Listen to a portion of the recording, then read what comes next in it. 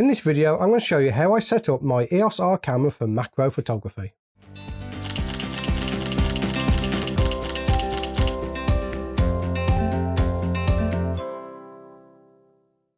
Hello, my name's Stuart Wood and welcome to this video. In this video, I'm going to show you how I've set up my EOS R for my macro photography. Now, last month I did a video on how I set up my new EOS R for video. And I said in that video I would promise to show you how I've set up my EOS R for macro photography, and that's what I'm going to do. Now, I haven't reset any of the buttons. I'm just going to go through them to show you how I have it set up for macro photography. Now, out the box, I haven't changed much at all when it comes to the EOS R, but there are a couple of things that I changed. Let's dive into the menu now. So first of all, we got image quality. I set to RAW. I don't do a duplicate JPEG. What I do is I just output the JPEG from Lightroom. Dual pixel RAW I've disabled. Now, I didn't really get on with dual pixel RAW, and dual pixel RAW is where you can shift your focusing very, very slightly. So if your focusing slightly misses an insect's eye, you can actually shift it to the eye. I might do a video in the future for that. However, when you have that switched on, it disables your high-speed mode, your high-speed continuous mode, which, as we know, for focus stacking, the high-speed continuous is very useful. So I disabled that.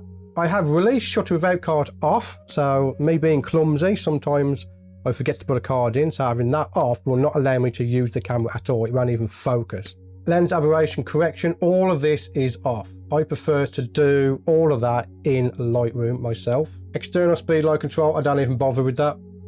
Okay, I'll just let I control my speed light from the actual speed light itself. Okay, so here we are on white balance. If I'm going for a single frame shot, generally I will keep it on auto white balance because I can adjust it in Lightroom afterwards. Sometimes I will switch that to flash if I'm doing a flash photography, my twin macro flash. So this is important. If you're doing focus stacking, switch your white balance to one of these predefined ones or even a custom temperature. Generally, I will use the flash mode or the shade or cloudy mode. It doesn't matter which mode you use, but what's important is when you're doing a stack, let's say you're doing 5 shots, you don't want the camera adjusting your white balance in between shots. So make sure you switch one of them. Generally, I will have it on flash most of the time because I am a flash-based user at the moment.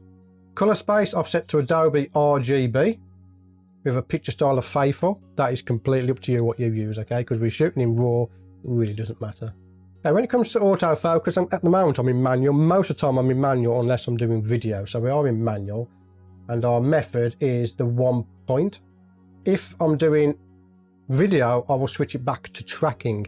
And surprisingly, the EOS R with the new firmware update can actually track a spider as it goes across the frame, which is very, very useful. Okay, I have touch and drag settings here. So what I'm doing, I'm using the back of the screen here to actively move the focus point around. So if I am doing an autofocus situation, I can take advantage of that, and it does work quite well, surprisingly. Okay, next we have focus peaking settings, not available when connected to HDMI, so I can't show it you, but that is basically on, set to high and set to red, so that when the camera detects the sharp images, it highlights them in red in my EVF, and that is one of the best ways to focus for macro photography. I also have a focus guide on there, and that's that little square box that you see sometimes in my videos where it turns green when it's sharp. It's not super accurate, but it is a good indication that you're in the ballpark area to take a picture. Right, let's get on to the actual things I have changed on this camera. The first thing I want to talk about is this setting here. This setting is the release shutter without lens. So if you're reverse mounting a lens or you're using a manual lens, you need to turn this on your EOS R or any of the mirrorless cameras from Canon, or Sony and Nikon for that matter, in order for it to be able to actually take a shot. So if you are using a reverse mounted lens on your camera or you're using a manual lens with no electronic coupling, you need to turn this option on. Let me quickly interrupt this video to ask you, have you checked out my macro backgrounds yet? They are great to download and print out and use as backgrounds in your macro photography. Check them out in the link below or go to stuartwood.com to purchase your copy of these macro backgrounds. The next one that I changed was the RF lens manual focusing ring sensitivity. I switched that to link to rotation. So no matter how quickly I'm turning it, it will the focus distance it moves is exactly the same. If you have the second one up here, which is varies on rotation speed, if you turn it faster, it focuses quicker.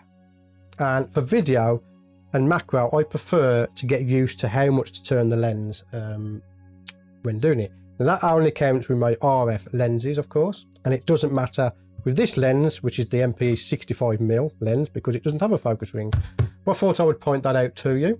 But first of all, before we get to the buttons, I want to talk about the actual function of my camera. So I have my shutter release, which that has not changed at all. I changed my aperture using the control ring. Now, a lot of people on YouTube use that for the ISO. I don't. And I'll explain that in a minute why I'm using that for my aperture.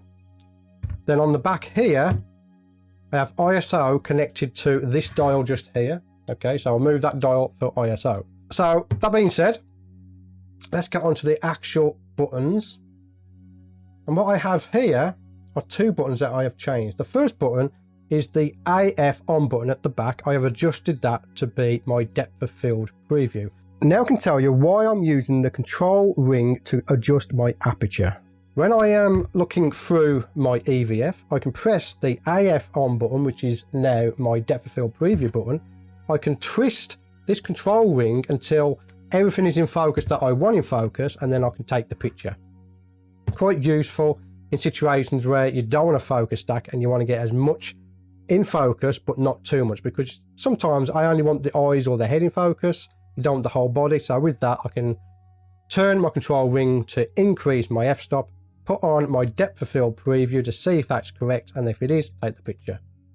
The next one that I have adjusted is this button here, which is the magnify button. So when I'm looking through my EVF, I can quickly press that button, magnify into the image to make sure I have critical focus and take my picture.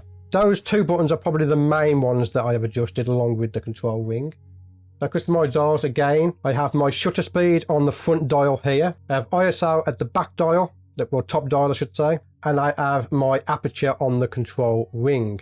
Then the multifunction bar I enabled for face detect if I ever take a picture of my kids. So I can quickly enable or disable eye autofocus if I'm photographing one of my kids and I have an autofocus lens attached. I can quickly do that.